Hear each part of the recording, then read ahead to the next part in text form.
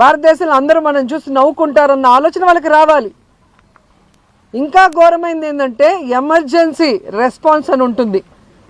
ఆ emergency response అయితే చిట్ట చివరి స్థానానికి ఆంధ్రప్రదేశ్ వచ్చింది అంటే ఇక ఈ పోలీసులు వాళ్ళు ఎందుకు ఏదైనా నీళ్ళ లేని బావిలో దూకచ్చు. రాష్ట్ర పరువుని సర్వనాశనం చేశారు.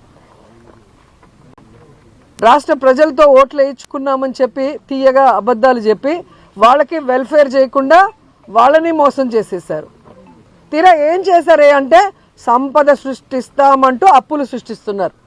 ఈరోజు మంగళవారం నాకు తెలిసి ఈరోజు మళ్ళీ 6,000 కోట్లు అప్పు చేస్తున్నారు. సో ఈ రోజుతో కలిపి 3 లక్షల కోట్ల పైగా అప్పులు చేసావు. ఏమిచ్చావు?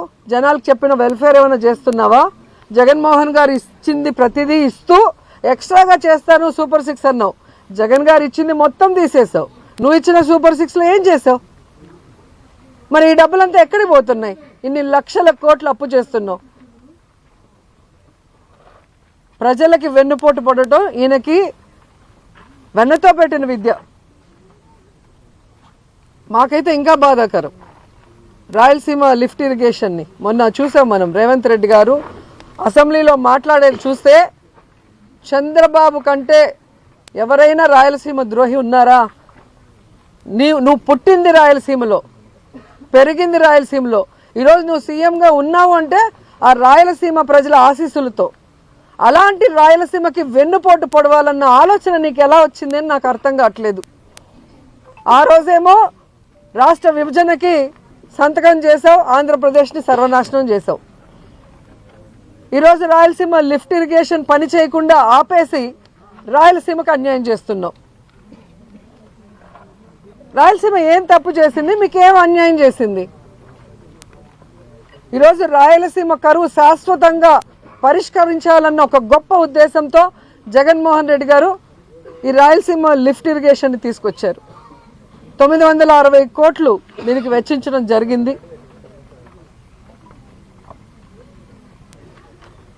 మన శ్రీశైలంలో వాటర్ని మన రాయలసీమకే కాదు ముఖ్యంగా నెల్లూరు జిల్లాకు కూడా సాగునీరు తాగునీరు ఇస్తారు ఆ ప్రాజెక్టు పూర్తయితే. అలాంటి ప్రాజెక్ట్ని పూర్తి చేయాల్సింది పోయి హైదరాబాద్లో మీ ఆస్తుల్ని కాపాడుకోవడం కోసం ఈరోజు రాయలసీమ భవిష్యత్తును మీరు ఎలా తాకట్టు పెడతారు? మీరు రాయలసీమకి వెన్నుపోటు పొడిచిన విషయము ఈరోజు మీ పార్ట్నర్ ఓటు నోటు కేసులో నీతో పాటు దొంగ మీ పార్ట్నరే స్వయంగా అసెంబ్లీలో ప్రకటించారు.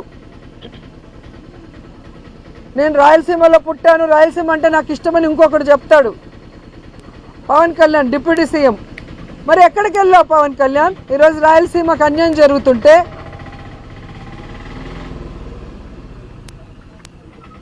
ఈరోజు రాయలసీమకు వెన్నుపోటు పోస్తుంటే చంద్రబాబు నాయుడు గారు ప్రశ్నించకుండా కత్తందిస్తున్నావా?